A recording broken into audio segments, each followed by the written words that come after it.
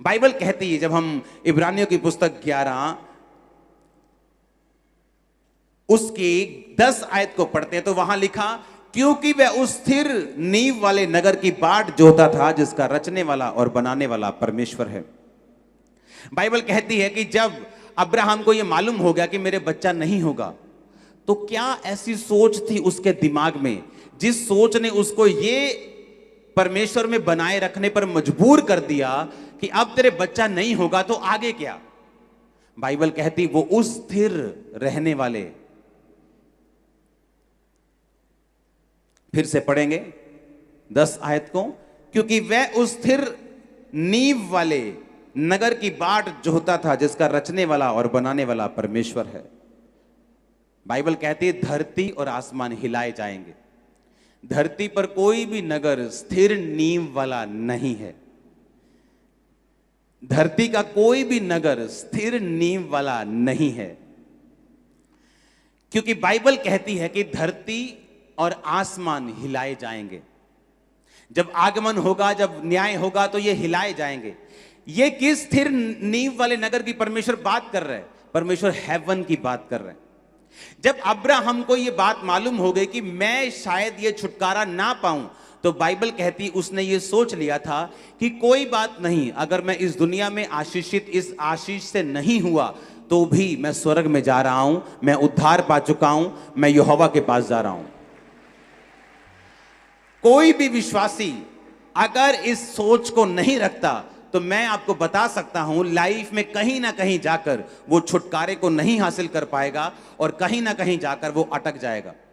कहीं ना कहीं जाकर शैतान उसे फंसा लेगा, कहीं ना कहीं जाकर उसकी ग्रोथ, उसकी जिंदगी की आत्मिक ग्रोथ, उसका कहीं ना कहीं वो स्टक हो जाएगा, कहीं ना कहीं वो फंस जाएगा अगर उसकी सोच ये नहीं है। बाइबल कहती है जब अब्राहम को विश्वास हो गया कि अब मेरी जिंदगी में बेटा नहीं होगा, बाइबल कहती है किस कारण वो बना रहा परमेश्वर में, क्योंकि वो स्थिर नींव वाले नगर की बाट जोता था जिसका रचने वाला और बनाने वाला परमेश्वर है। अब्राहम ये सोच चुका था कि कोई बात नहीं, अगर ये ब्लेसिंग मेरी लाइफ में नहीं है मैं स्वर्ग जा रहा हूं। कोई बात नहीं, अगर बेटा नहीं हुआ मैं स्वर्ग जा रहा हूं। कोई बात नहीं, अगर फाइनेंशियल ब्लेसिंग नहीं है मैं स्वर्ग जा रहा हूं। कोई बात नहीं, अगर हीलिंग नहीं हुई मैं स्वर्ग जा रहा हूं। परमेश्वर ने कहा अगर तुम्हारा ऐसा विश्वास नहीं है तो शैतान तुम्हारे अंदर रुकावटों को पैदा करेगा, तुम्हारी हीलिंग में रुकावट होगी, तुम्हारे छुटकारे में रुकावट होगी, क्योंकि शैतान को अगर ये बात समझ आ गई कि अगर वो तुम्हारी हीलिंग को रोक ले तो तुम परमेश्वर से रुक जाओगे, वो तुम्हारी हीलिंग को रोक लेगा।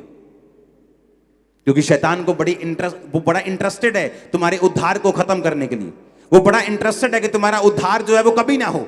वो बड़ा उसको तुम्हारी हीलिंग रोकने से कोई लेना देना नहीं। उसको हीलिंग ना हो, छुटकारा हो, पैसे की बरकत मिले, उसको कोई लेना देना नहीं। वो इन चीजों को रोकता है ताकि तुम्हारे उद्धार पर चोट कर सके, तुम्हें परमेश्वर से दूर लेके जा सके। और बाइबल कहती अब्राहम इसीलिए बना रहा क्योंकि उसका जो दिमाग था वो उद्धार की ओर था, वो मुक्ति की ओर था, कि वो उस स्थिर नींव वाले नगर की बाट जोता था। पढ़ेंगे उस आयत को, जिसका रचने वाला और बनाने वाला परमेश्वर है। आमीन। मैं आपको फिर कह रहा हूं, अगली आयत में लिखा विश्वास से सारा ने बूढ़ी होने पर गर्भ धारण करने की सामर्थ पाई। सामर्थ तब काम करती है जब आपके अंदर फेथ होता है। फेथ सिर्फ यही नहीं, विश्वास सिर्फ यही नहीं कि एक दिन प्रभु मुझे चंगा करेगा या उसके कोड़े खाने से मैं चंगा हो चुका हूं। विश्वास इसको भी कहते हैं, वो चंगा करे ना करे वो मेरा परमेश्वर है, मैं स्वर्ग जा रहा हूं, मैं उद्धार पा चुका हूं, मैं परमेश्वर की संतान हूं। आमीन। और जब आप ऐसा विश्वास रखते हैं, जब आपका विश्वास अटल है, आपने परमेश्वर में जीने और मरने का फैसला कर लिया है, आप भी सामर्थ पाएंगे इंपॉसिबल चीजों को पॉसिबल करने की। वचन कहता है सारा ने सामर्थ पाई गर्भ धारण करने की। मैं आपको सामर्थ देता हूं यीशु के सामर्थी नाम में सब कुछ धारण करने की। मैं अनॉइंट करता हूं आपको यीशु मसीह के सामर्थी नाम में सारा की तरह ब्लेसिंग लेने की सामर्थ को आपकी लाइफ के ऊपर रिलीज करता हूं। आमीन हो जाए बरकत तुम्हारी है चर्च। Hallelujah, hallelujah. इब्रानियों 11 उसकी 15 आयत।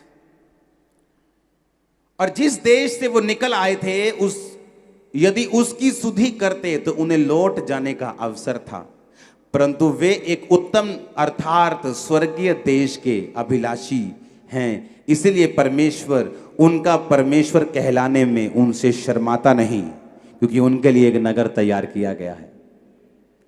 बाइबल कहती है यदि वो उस देश से जहां से निकल आए थे उसको याद करते, कितना सोना यार मैं पैग लांदा सी। हाँ, जैसे मिस्री बोलते थे ओ यार किथे ले आया तू, अं उथे क्या प्याज खाते थे, वहां पे हम लहसन खाते थे, मछलियां खाते थे, कहां जंगल में तुम मन्ना मन्ना करी जा रहे हो, रोज बोर हो गए मन्ना खा खा के हम। पुराने देश को याद करना, पुराना सिगरेट, पुराना सूटा, पुरानी भंग, पुरानी सहेली, पुराना सहेला, उसको याद करना।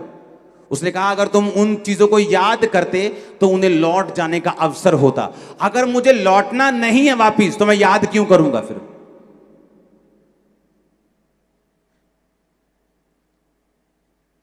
जिस गली मुझे जाना ही नहीं है मैं उसका एड्रेस क्यों पूछूंगा? जो काम मुझे करना ही नहीं है मैं बैठकर पुराने दोस्तों के साथ उसे क्यों डिस्कस करूं कि हम कैसे पैग लगाते थे, हम क्या बातें करते, मैं क्यों बात करूं ऐसी? भाई कहता अगर उन्होंने उस देश में लौटना होता तो उसे याद करते, पर कहता उन्होंने लौटना नहीं था क्योंकि वो स्वर्गीय देश के अभिलाषी थे।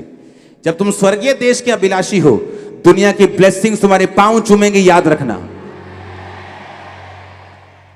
दुनिया की ब्लेसिंग्स मैं फिर कह रहा हूं तुम्हारे पांव चूमेंगी अगर तुम स्वर्गीय देश के अभिलाषी हो तो। शैतान तुम्हारी कोई ब्लेसिंग रोक नहीं सकता अगर तुम स्वर्ग को देख रहे हो तो।